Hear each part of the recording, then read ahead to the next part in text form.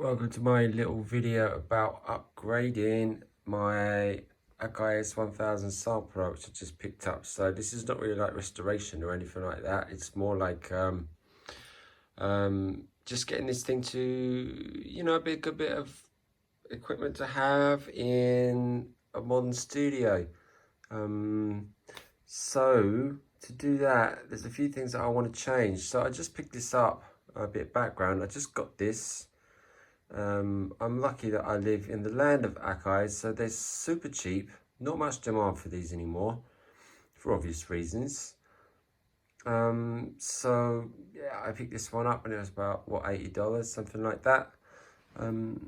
Now, what I'm thinking of doing, number one, screen is shot. You know, they're all shot. I mean, this thing is old, so all these screens are dead. So you have to replace the screen. So I've got a nice OLED screen for this, but more important than that, maybe, this is actually, as you can see, the S1000 HD, which, as you can guess, probably just means it's got a hard drive inside it, a dead hard drive, well, more or less. But the point is that it has a SCSI card built into the back. And that is what I'm going to use to replace, you guessed it, that. Because I'm old and believe me, I've paid my dues to the floppy disk and I'm done with it. I'm not going to carry on with those. So we're going to put a SCSI to SD drive in here and get rid of this floppy altogether.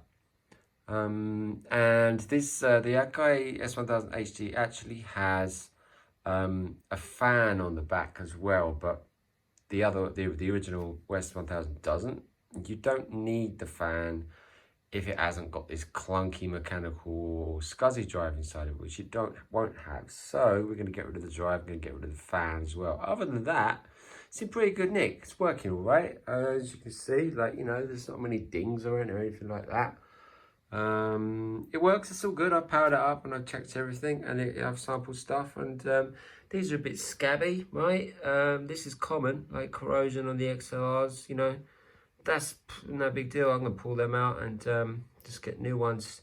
I did post on a forum about maybe cleaning these out, and nearly got my head bitten off because I was reminded that if they look shitty on the outside, they'll be shitty like inside here too, you know.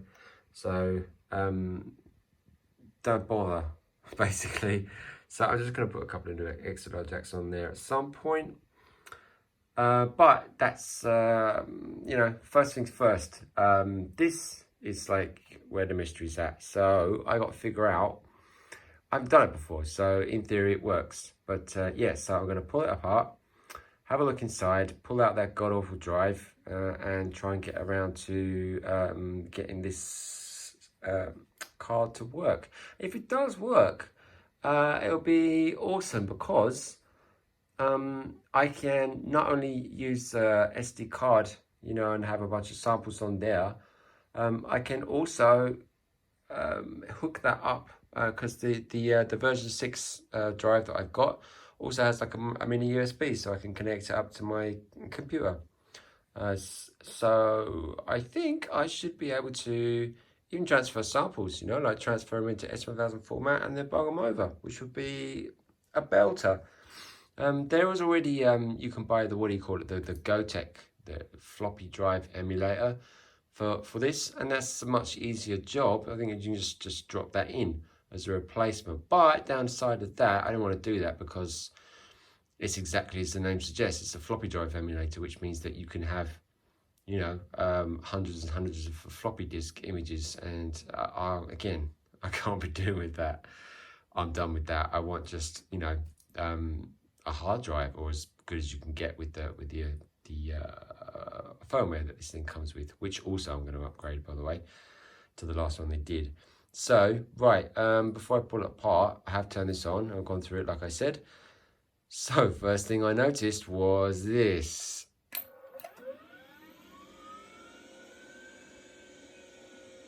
Ooh, works. Fucking noisy. Well, I don't know how much you can tell, but that it's like a jet plane taking off, man. That's mental noisy.